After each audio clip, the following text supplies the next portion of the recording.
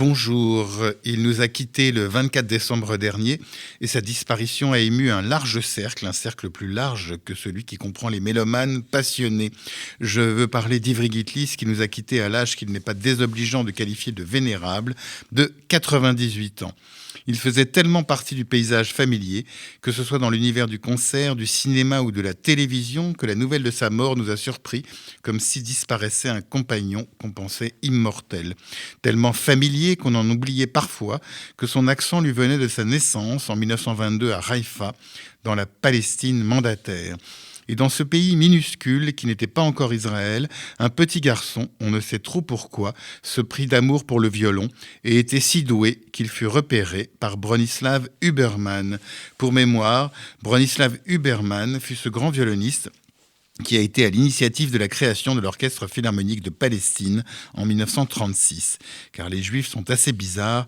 Dans un pays où tout était à bâtir, ils étaient autant préoccupés de littérature, de théâtre, de peinture et de musique que de la culture des pommes ou des oranges et de la construction des maisons et des routes. Ivry Guitlis continua son apprentissage à Paris auprès de Jules Boucherie, grand professeur au conservatoire, et rencontra après de grandes figures du violon comme Jacques Thibaud ou Karl Flech.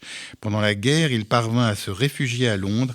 Il travailla dans une usine tout en trouvant le moyen de se faire connaître comme musicien à l'aube d'une brillante carrière. On se souvient bien sûr de ses participations marquantes à des émissions comme Le Grand Échiquier ou à des films comme Adélage de François Truffaut ou Des gens qui s'embrassent de Daniel Thompson. Mais que cela ne nous fasse pas oublier qu'Ivry Guitlis fut dans les années 50, 60, 70 un violoniste majeur qui nous laisse un legs discographique quantitativement assez mince si on songe à ses confrères Itzhak Perlman ou Isaac Stern, mais d'une grande qualité. Il nous laisse des gravures de Berg, Bartók ou Mendelssohn fabuleuses et un magnifique enregistrement des caprices de Paganini.